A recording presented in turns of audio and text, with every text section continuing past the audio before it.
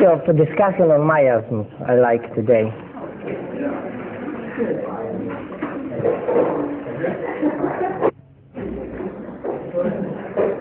Do you know the idea? Do you know why Hahnemann reached the idea of miasms?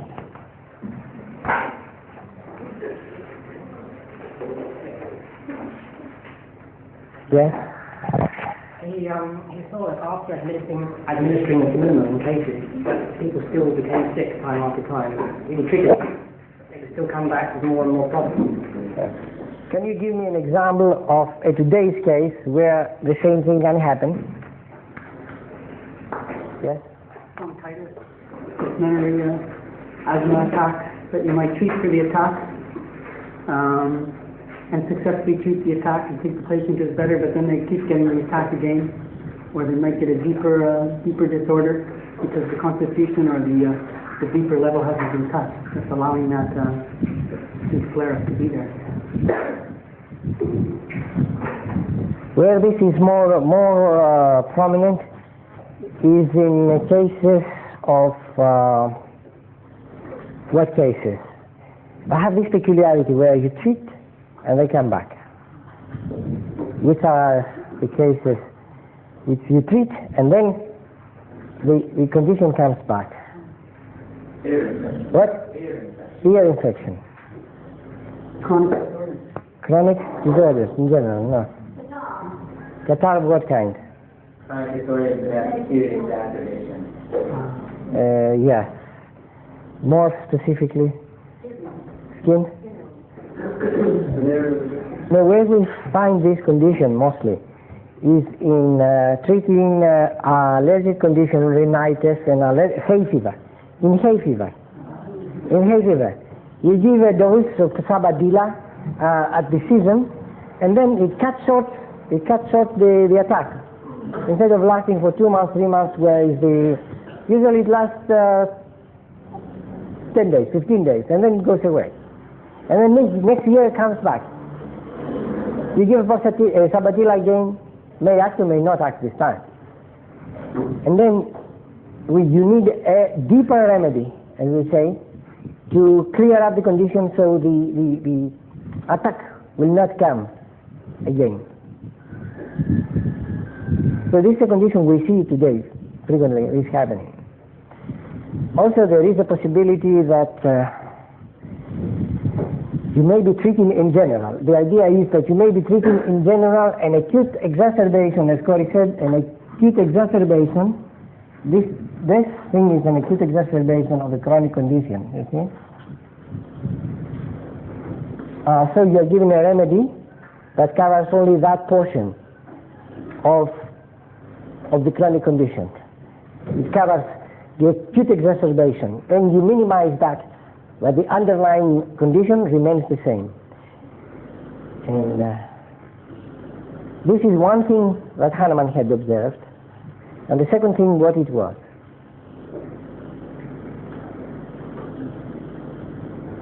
That there was a common thing between many diseases, many of the chronic diseases showed similar patterns.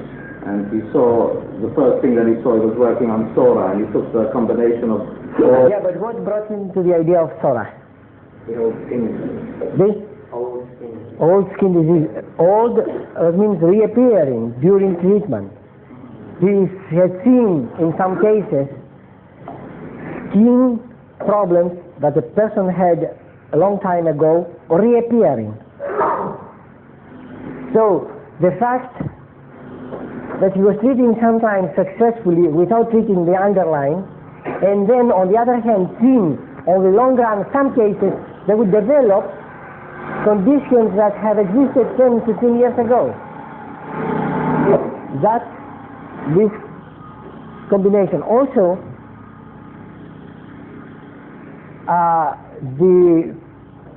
he had seen symptomatology of gonorrhea and syphilis coming back sort of, because they did not have this the penicillin that we have today, so they were treated very badly. There were conditions of which we don't know, but what he saw the coming back of these conditions, of this process of disease going back, thinking that it was not cured. And all these observations led him to the ideas of the Mayas.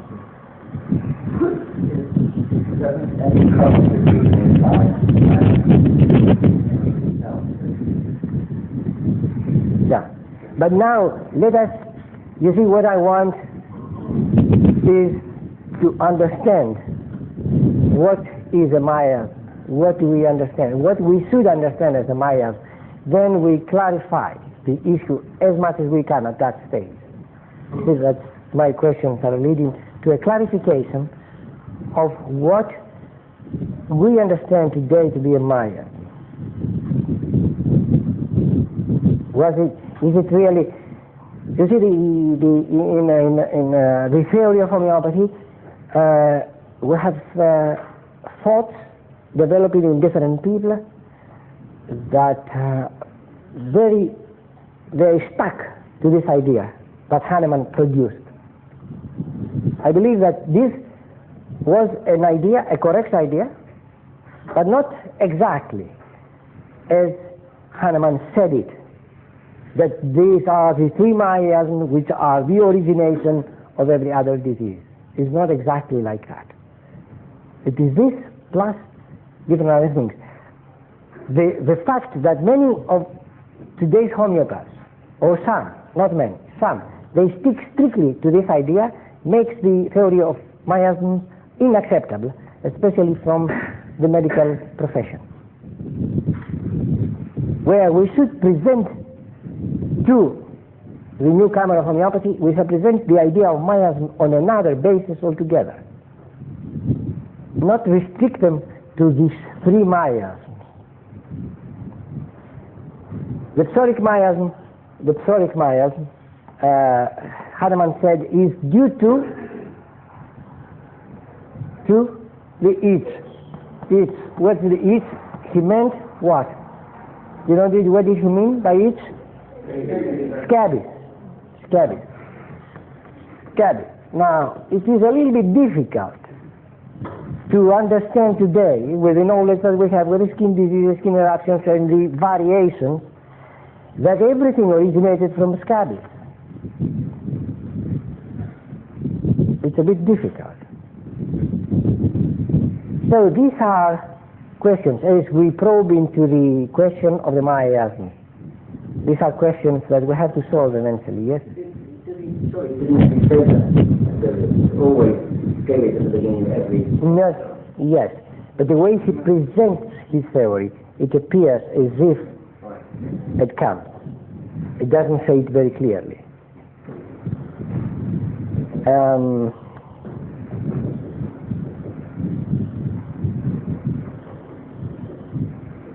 What we see now, what is our observation today? That we treat a case, and we give different remedies. We give different remedies. We treat a case of asthma, and we give the best selected remedies. No effect. Or a little bit of effect, pushing the asthma a little bit here and there. Then eventually the person says, the asthma started after a bad flu, which I had. And then the idea of the nosode influenzinum comes into the mind. Influenzinum, coming from the influenza virus type A and B, I think is produced. You give it to the person, and it opens up the case, as we say. I have seen cases responding after many well-selected remedies that did not act. If the person had said that definitely the origination came from that flu, influenzinum 200 opened up the case, which meant that it shows really a difference now, and a difference towards the right direction.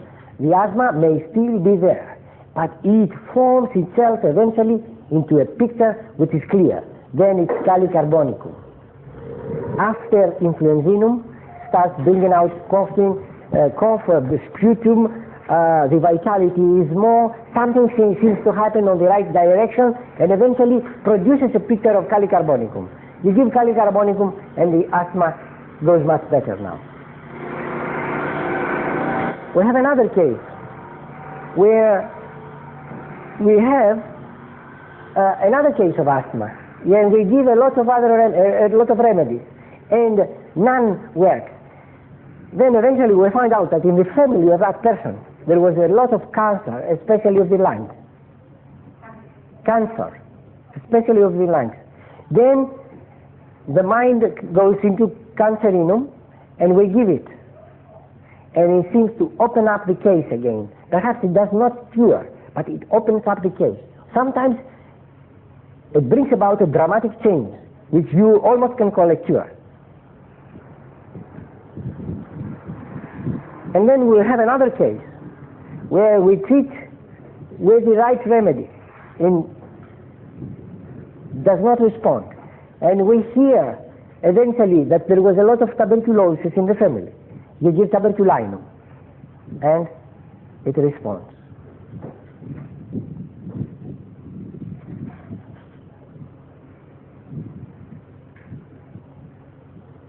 I had another case. I'll just give you the facts and to give you an idea, a little bit of the facts actually, to give you an idea how I was arrived in the conclusions that I shall be giving you. We had another case of severe headaches, chronic headaches, coming recurrently on a woman, and we tried to treat that woman with different remedies, not successfully. Eventually, I sat down and took the case more thoroughly, and it appeared to me that it was a case of China sulfurica. China sulfurica. China sulfurica is the quinine, what do we call, is the main constituency of quinine. And I asked her whether she had malaria or she took quinine herself. She said no. I said, your parents? She said no. I said, you answered too fast. Are you sure that your parents did not have in their early age malaria? She said, I never had. I said, okay, you go home and you telephone. You telephone back to tell her. In the meantime, I was sure. I said, take China sulfurica, 10 ml. She goes back home, she telephones, she says, my father, for years, had one of the worst cases of malaria, as he tells me now, in his younger age, year after year, for several years, where he took a lot of quinine. China sulfurica brought a dramatic change in that case.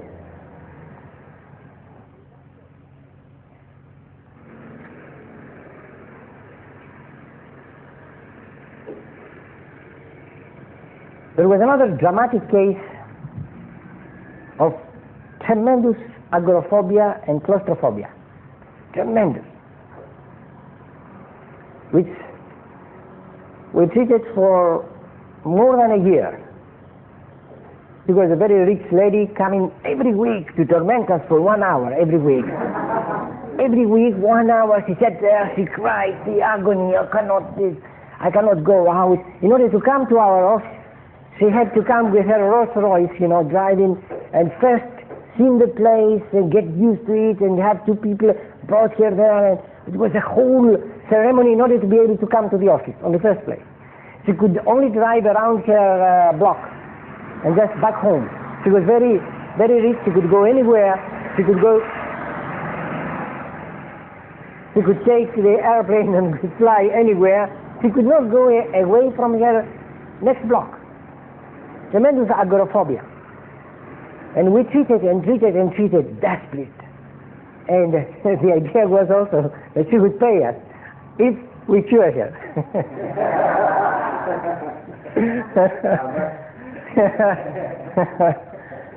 She was supposed to pay quite a lot. But for 1 year, seen once a week and try our best It was with Irini Bahas, one of my first students. I'm talking about 1969 to 70 now. And then, one day, after we pushed around the case, from here to there, we're very careful prescribing. But 1 year, coming every week, we have given at least 10, 12 remedies. And then one day, the idea of hydrophobinum came. Yeah, what is happening here? I said, did you ever be bitten by a dog? She said, yes. And do you have the rabies injection? She said, oh yes. Because she was bitten here while she was eating food as a child. The dog tried to take the food out of her mouth and bitten her in the mouth here. So she had all the series of the anti-rabies injection.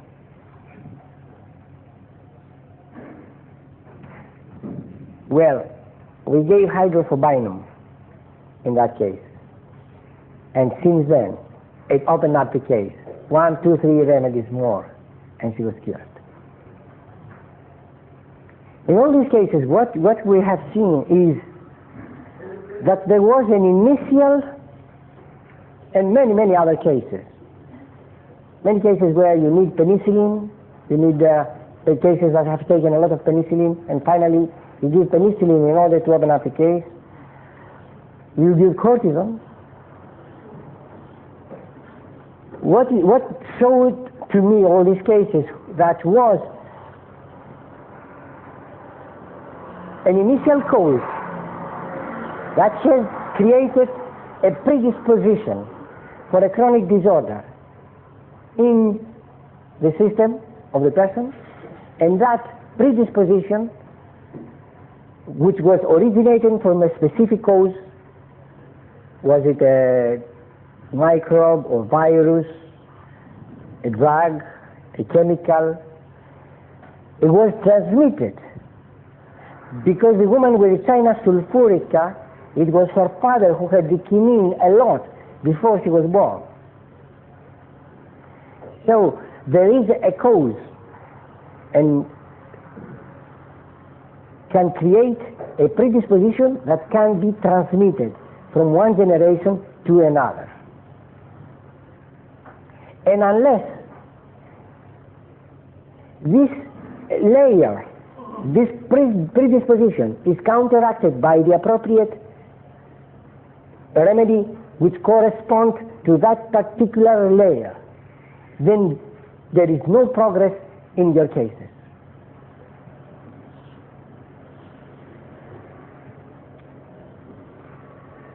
That puts the theory of miasms on a completely different understanding.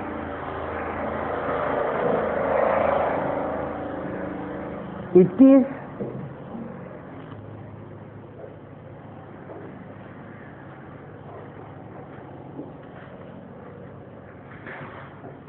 there is always in all of us a kind of layer of disease which can be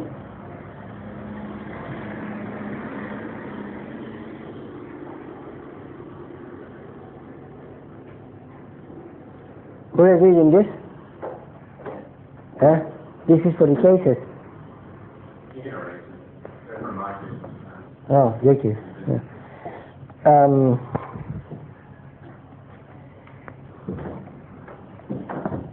So we have a layer, and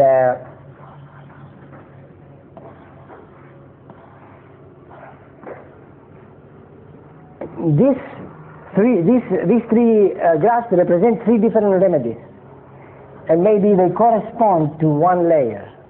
It doesn't have to be one remedy, one layer. Now, what is the difference between three layers and one layer?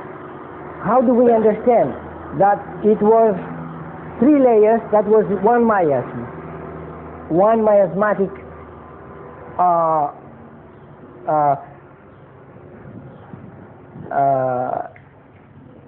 predisposition? Three layers, one miasmatic. Why do we say three in that case and one in this? Hydrophobinum was one remedy that took away that layer. Influenzinum, it was one remedy that took away that layer.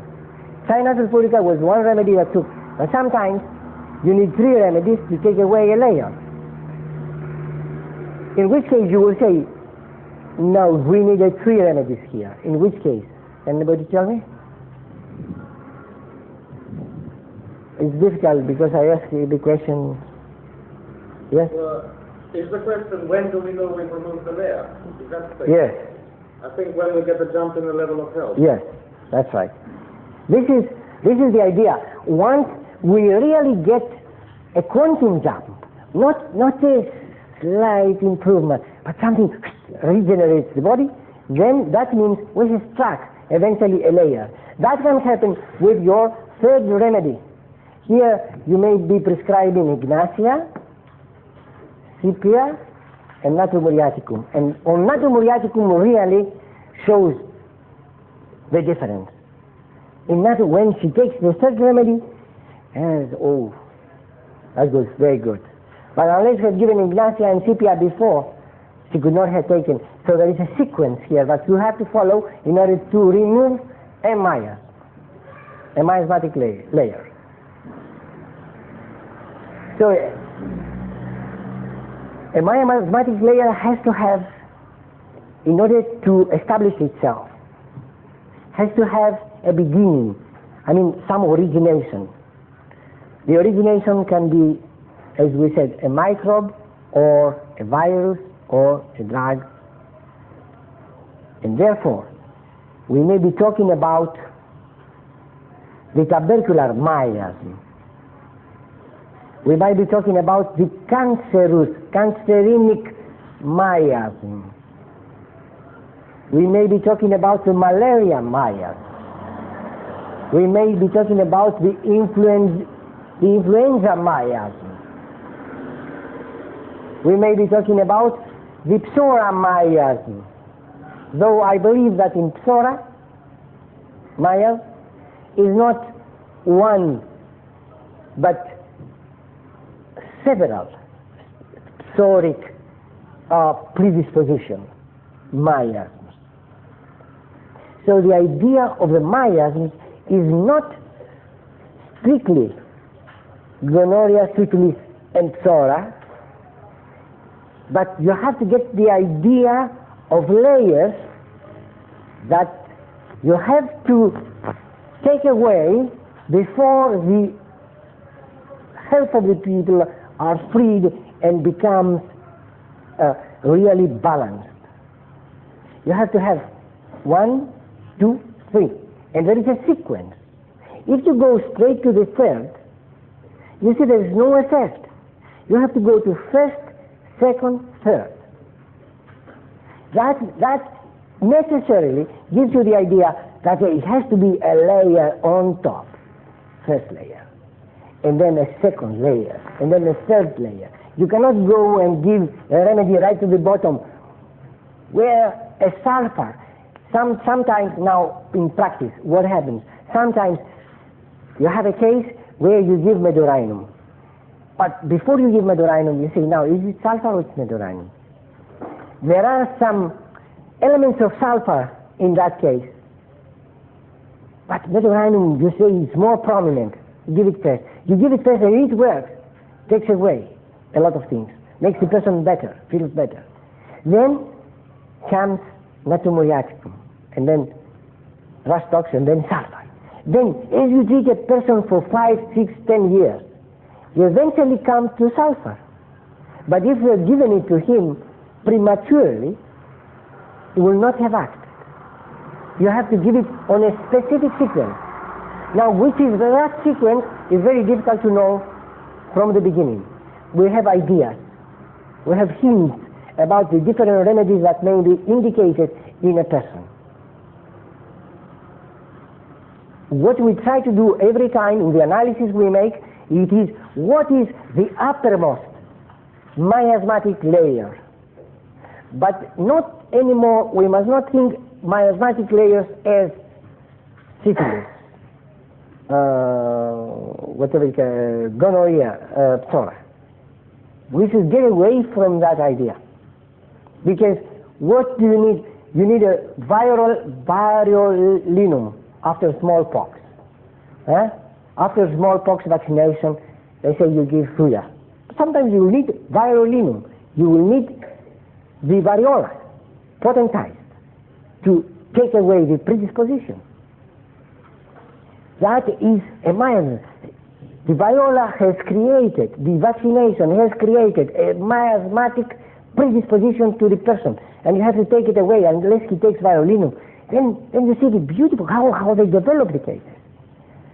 We have cases we give homeopathic treatment to the cases, and then they do somewhat well and a little bit this and a little bit that, and this what we do actually in such cases. We prescribe on close or underlying possibilities. We do not prescribe on the first possibility. We do not go 1, 2, 3. We go 3, 2, 4, 5, 3 again, 2, not 1. But first you have first to give number 1, which is uppermost. If you are going to open up the case to relieve really and to make real changes.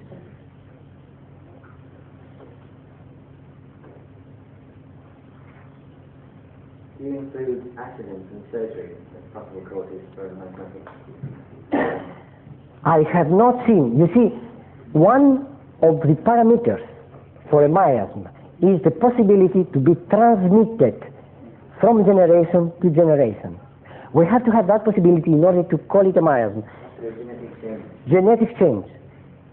I'm sure there's going to be some time where we are going to find the genes of the person. We're going to find this position and these discrepancies that will indicate this or that disease. They are doing it now, actually, with the recent research in the genetics.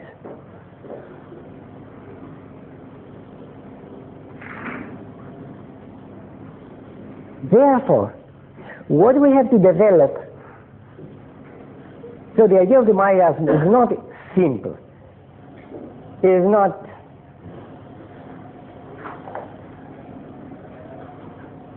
neither I think anybody has really touched the idea of miasm so far from a practical point of view.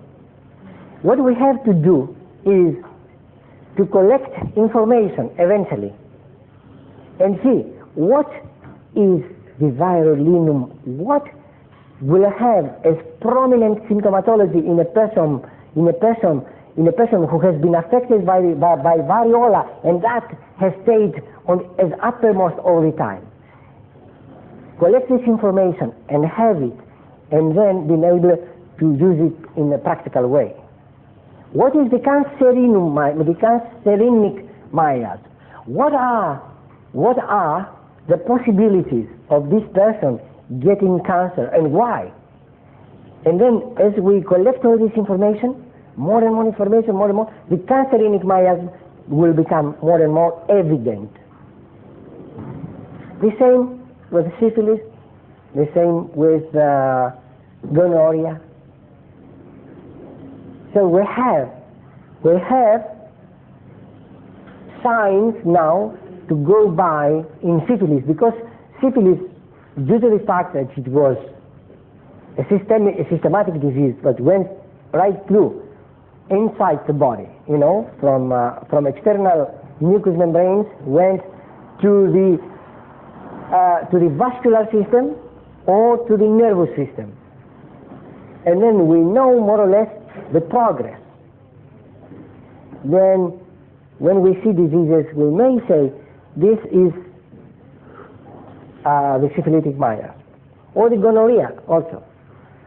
We have signs to indicate that most probably this person, his uppermost layer is psychosis, is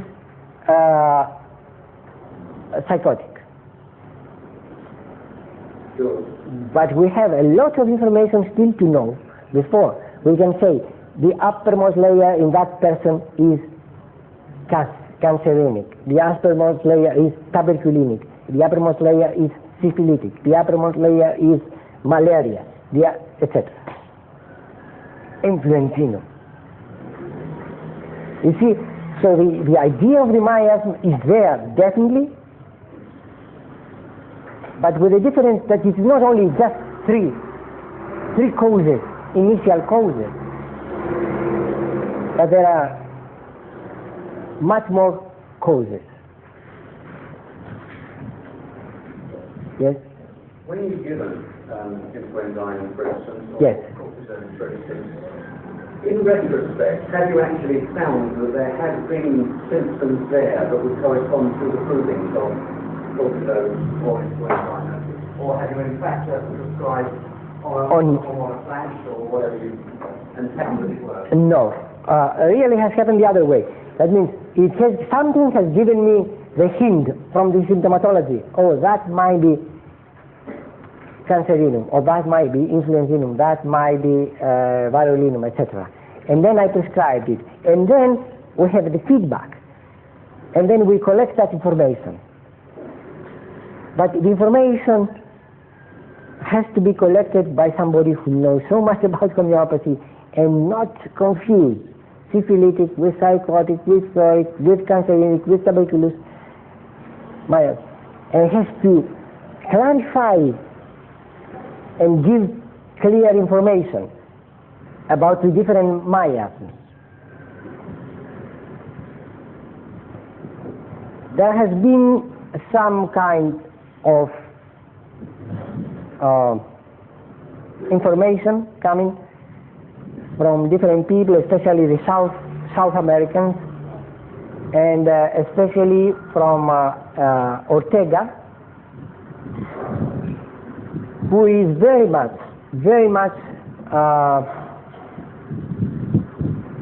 stuck to some ideas that all miasms originate from syphilis, psychosis, and psora. But history shows that tuberculosis was there before syphilis. So you cannot say that tuberculosis is the result of psora plus syphilis. And then he has given a guiding line for psora. He says the psora inhibits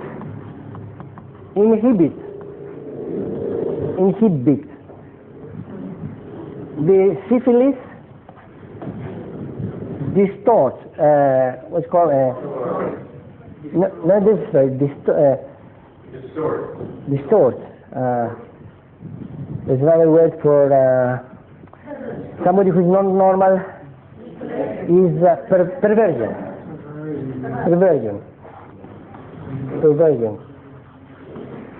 And psychosis is explosion, something which explodes.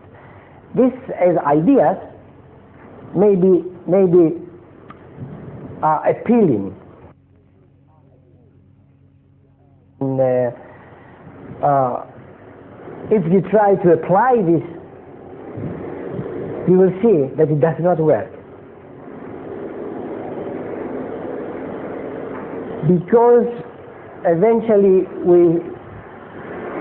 what we are interested in is to find a remedy, one remedy for a person. And that remedy can be syphilitic or psychotic or psoric. But if we have the theory and we say, oh, this person is psoric, but his remedy is medorinum that comes up, what are we going to do? Because he's psoric, we don't give medorinum? Because he's psoric, we say, oh, he's psoric, so he inhibited and things like that, and we don't give medorinum. Any other remedy will not work. So I am a little bit intolerant of ideas which have no practical value, especially when you are dealing with serious cases where you have to be accurate every time. I'm a little bit impatient with theories that just confuse the mind. And the theory of the miasm is good, first of all, to know the prognosis of the case. So the idea is to know how many miasms, if it is possible. If we knew how many miasms this person has, we shall have a quite accurate prognosis for him. A person with 4 miasms, 4 miasmatic layers, is too much. Huh? A person with 1 miasmatic layer is well off. That's the idea now, that this theory comes to practical use. Then, when we present cases, when we see cases, we may be looking on the case from that point of view. Now, what is, according to your understanding, a person who miasmatically is not so much affected? What will be the parameters? What will present if he is not very badly miasmatically affected? That means he's not having 5 miasms, he has 1 miasm. Then what will be the parameters? They have good vitality. They have good vitality. They will probably have acute diseases. They will probably have Acute diseases rather than chronic. acute disease or chronic. They'll probably only need one remedy. Yes. Mentally and emotionally, they'll not be applied. Mental and emotional. A good family history. A good family history. I think the disease would tend to be functional disorders as opposed to pathology. Remedies that tend to last a long time and probably aggravations would be very fast. Very good. These are the parameters. What you said, all of you, if you put them together, are the parameters which show that a person is not, and he's, especially, the first parameter is he's a remedy. It appears.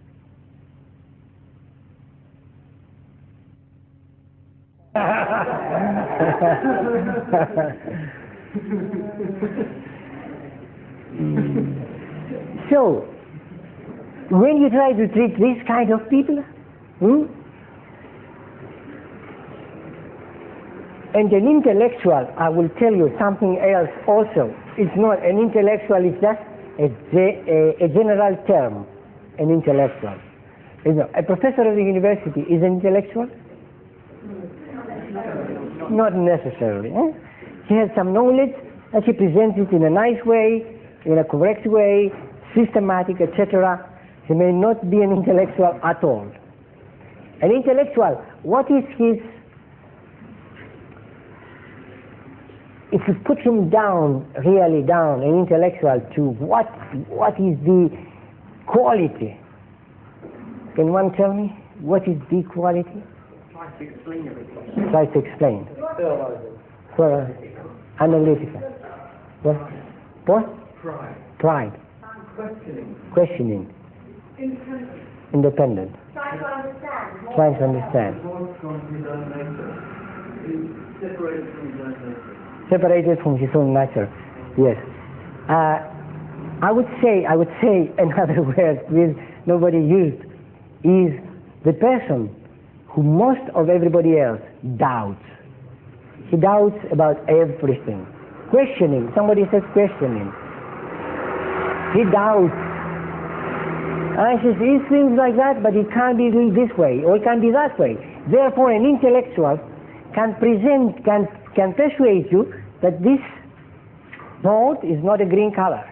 It is what you see, your eyes. Why? Because your eyes have a particular shape, and therefore, depending on the lens of your that you see that. In reality, this is black. And you say, hell, maybe if we had very small lenses, we'll see that black. Yes, she's right. That's an intellectual. Yes, because she has thought, what is this? We see something. It depends on the size of the lens of the eye. So if I see him and he will, I said, I recognize him because as a particular shape, because of the lens. If I had the lens of the cat, maybe I would see something else. If I had another lens, I would see some etheric bodies also. And then if I see that, then I see nothing as material, but I see, and then you say, yes, he's right. Then eventually you say, oh, can I touch this man? You exist? Because he has persuaded you that it doesn't exist. Yes, you go back now. You say, where we start, where we are. Now that is the intellectual. Now a person that has gone now too much into this inquiring, doubting everything, is a person who essentially, I must say, is a person who is, how can I say, who is healthy in, or rather I'll put it this way, is a person who is happy or unhappy. Not really. Wait a moment. You see, the intellectual, meaning the argument usually is a person who has suffered a lot, who has suffered in his life, who try to find out what is suffering, where suffering comes from, and that are initial questions for him that started him on the journey of query. Why do I suffer? Why? Now, we come back to our idea. We say that an intellectual is a person difficult to treat. Therefore, a person who has a lot of miasmatic influences. A person who has a lot of miasmatic influences. His remedy is never clear. Therefore, a person who is suffering a lot in his health,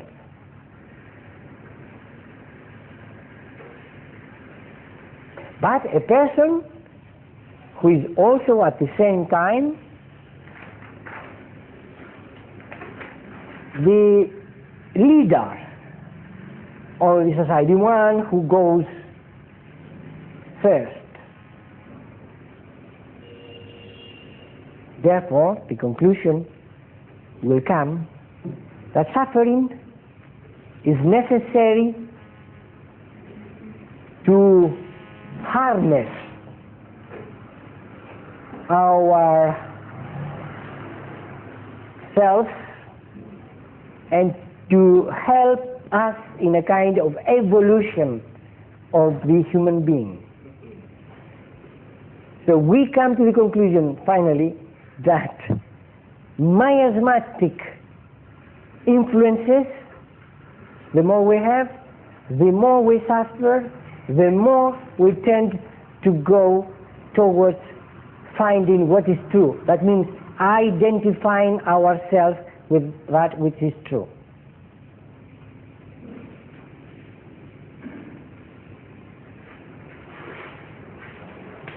Therefore, miasm is a necessary condition for the human race in order to evolve. I'll tell you something else. I will ask you another question. An intellectual, a pure intellectual, is a person that will kill out of instinct in order to survive, in order to... It's very difficult that you will find an intellectual that will destroy instinctively. Therefore, the suffering that he has gone through and the inquiry has made him a better human being for the society in general, and not so much instinctively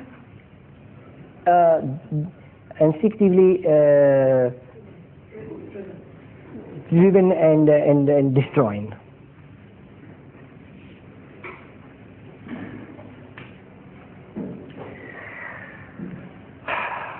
You see the red, what's called the mouse people, what were called these people?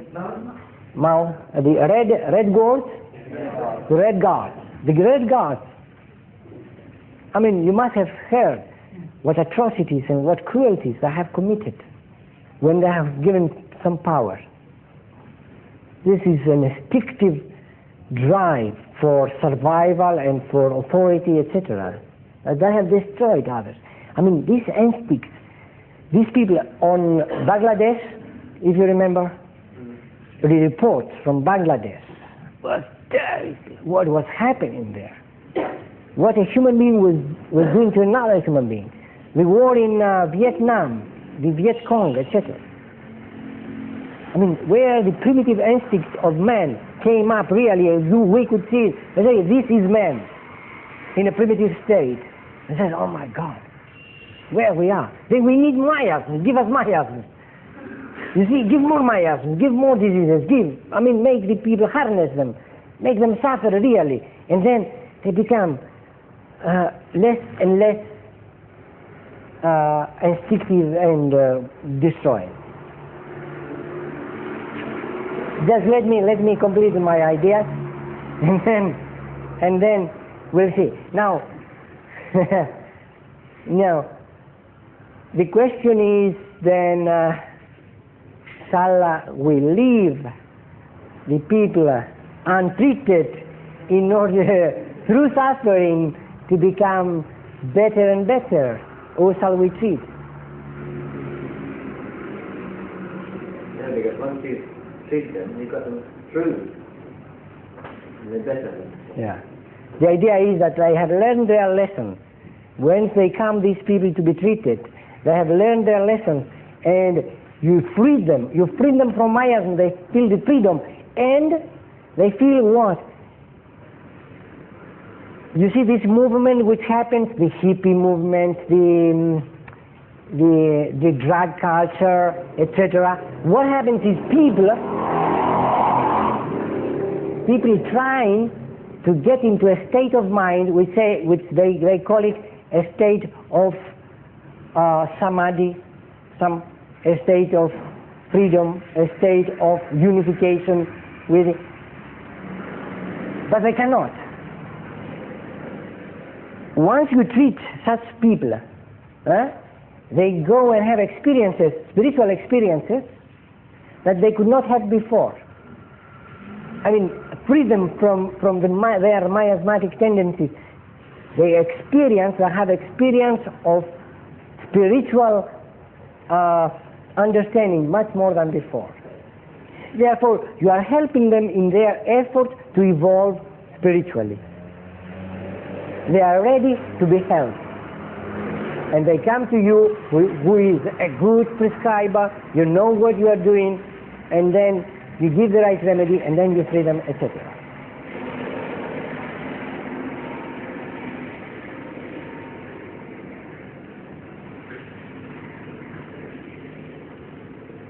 So,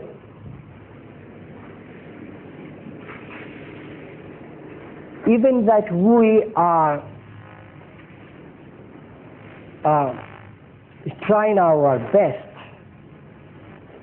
to cure people, we shall always find some difficulties and some problems.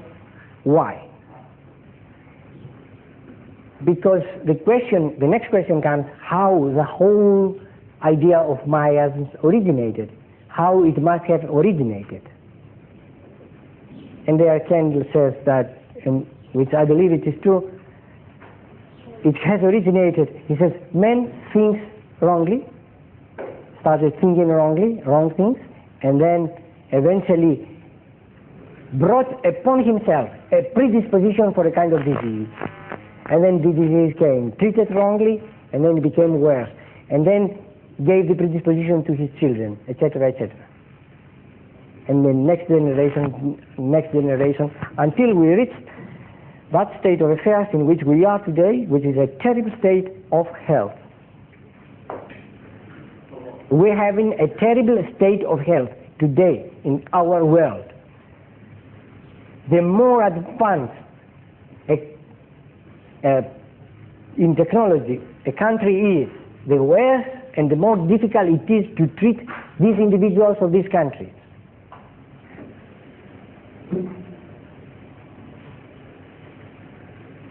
go to America to treat some cases. See, because especially go to the West. There are the West cases you can find, the intellectuals, the mix-up. I mean, the people, they will never tell you, they will never give you a symptom of what we are talking about. They will tell you all kinds of theories. You see, I am allergic to milk, he says.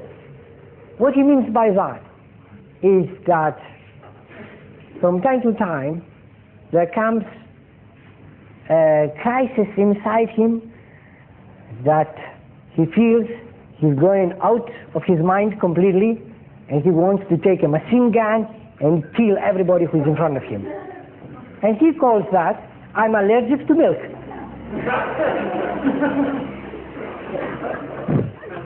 And then you write, allergic to milk. And I'm allergic to farinaceous food. Why? He says that whenever I have noticed that whenever I take farinaceous food, I want to take the machine gun and kill the people. But in order to get into that root of the matter, we say impulses to kill. It's a whole battle, because it's the farinaceous food, and it's the milk, and it is this, and the allergy, and the allergy. What do you mean by allergy? I just don't feel well.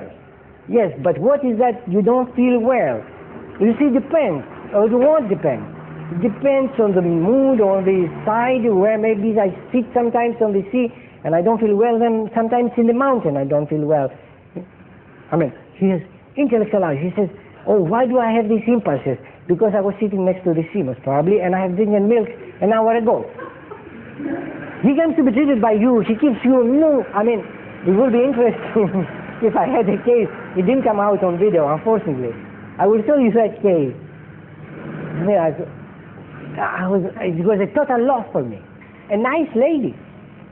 Not an intellectual, but through this, taking all these drugs, etc., it's the product of this society, which is, you know, the world, somebody said, is going towards California. It's progressing. I mean, California is the pioneer. Now, in California, there is a cliff. And then the ocean. So they jump. You know, they reach there and they jump. This is the idea that the world is presenting at the moment. That's why I'm going to California. You see, there is an energy there. I'll tell you. In Esselen, who was in Esselen? Giorgio was in Esselen, yes. In Esselen is an institute, talking on miasms, you see, it's very appropriate. Esselen is an institute in California where all crazy things, whatever craziness you can imagine, takes place in a scientific way.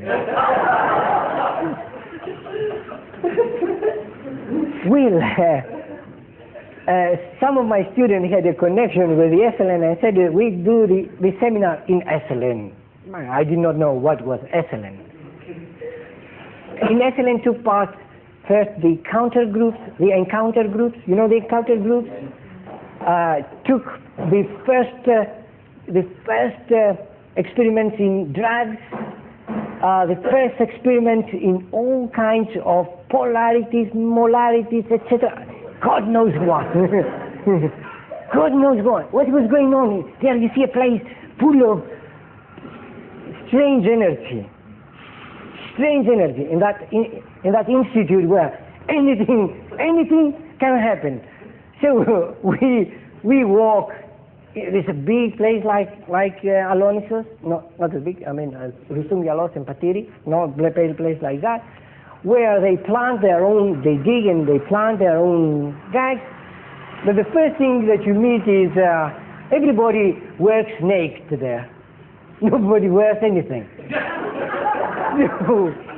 So we walk there in the place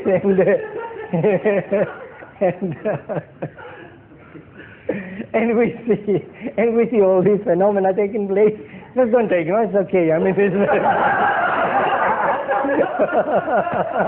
very natural. You happen here.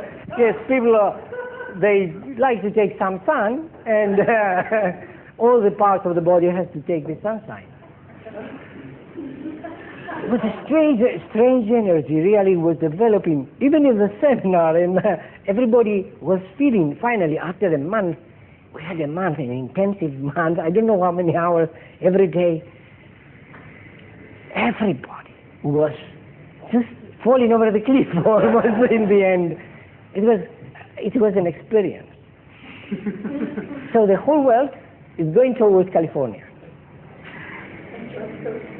What we see in California is going to happen to us unless we have some kind of wisdom which is not going towards the tide. The tide goes towards California. We have to understand, to evaluate, and being able to kind of counteract this tide. Otherwise, I see everybody reaches that energy, the California energy, and then jumps into the ocean, jumping into chaos, jumping into suicide, jumping into darkness, into confusion, into all kinds of experiments, spiritual, all kinds of spiritual experiments will take place there. So, we need the miasms to harness us, to make more, to bring on more suffering. But when we are ready for a cure, then the appropriate homeopath will be found. And that is what I hope we are preparing. Yes, George? In your philosophy, when you say we're justifying treating, yes. You say they have learned their lesson. Yes. In your philosophy, have they learned their lesson through the suffering they've already encountered or through the suffering plus the administration of the remedy? How do they learn their lesson? They learn the lesson before the remedy, definitely. I feel that the person who is ready for a cure has learned his lesson through suffering. He is ready to be cured. Otherwise, now, how this will come? In some cases, I will show you. I will say, now this man, you see, he is so fixed in his ideas, in his beliefs, which appear to be wrong from an objective point of view. How much fixed he is, there is no possibility that he will be cured. He has to change. He has to take some drastic changes to let the remedy act. Otherwise, you will see a relapse. And then in his relapse will not come to you. I've seen cases doing well for a while, relapsing, say, oh, homeopathy also did not help me, and going around. And then after 5, 6, 7, 10 years, they come back and they say, you have helped me that moment. Why didn't you come back? Because I relapsed. And I thought, you cannot do anything also. But I went to different other doctors for 5, 6 years more suffering. Then he comes back. Now he understands. And this was the experience of Kent also. Exactly the same thing Kent has also written somewhere in his lesser writings, I think. So we see that this is a matter of maturity. The person is right now. He is mature. Now he stays with treatment and he is freed. Where another one will not stay in the treatment, will try all kinds of things, will counteract what you did for him. He wants a quick cure. You say, you cannot go further. This is what I can do for you. He's not happy. He goes, tries, he wants a quick cure, then a relapse. Yeah, there comes a person who is so bad that you feel the hell.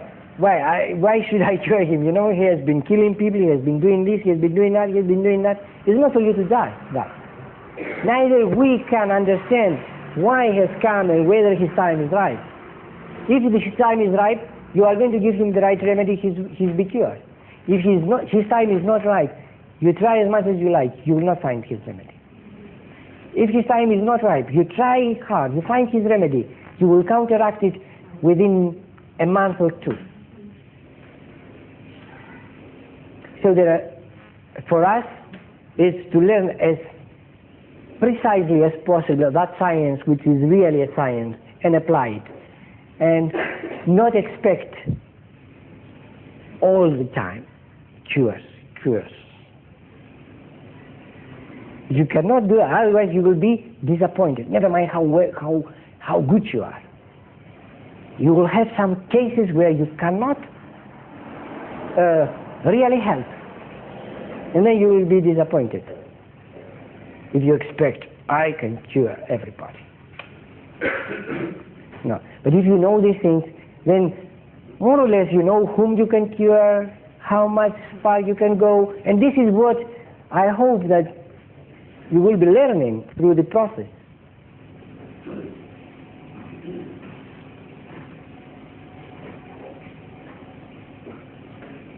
Well, therefore, there is already, on my side, it has been done some work on collecting information about the miasms, but it's not yet ready to give it out to the world. I have not given it to the Greeks or to anybody.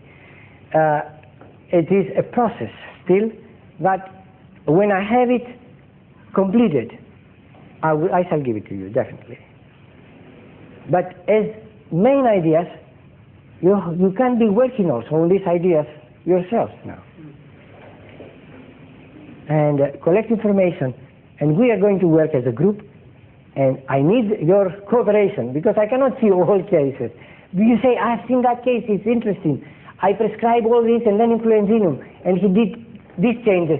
Try to be objective in your observation after the remedy, Try to be objective. He says, I'm so well, I'm this, I'm that, perhaps. And you see no change. Don't be misled. You see, I had cases where they come and tell me, oh, I'm better, my asthma is better and all that, and I do not see the changes I want to see. And I said, oh my God, nothing. It's just a placebo effect. Be objective. Also, don't be over-objective. That means you miss the main point. You miss the changes that have taken place. You see the person is another person, and you write, maybe he's better. Now, what is maybe he's better? It's another person altogether. Make that remark, otherwise you tend to change your remedy. If you don't understand what deep changes have taken place in that person. If have taken deep changes, don't touch it. For little things that they will complain.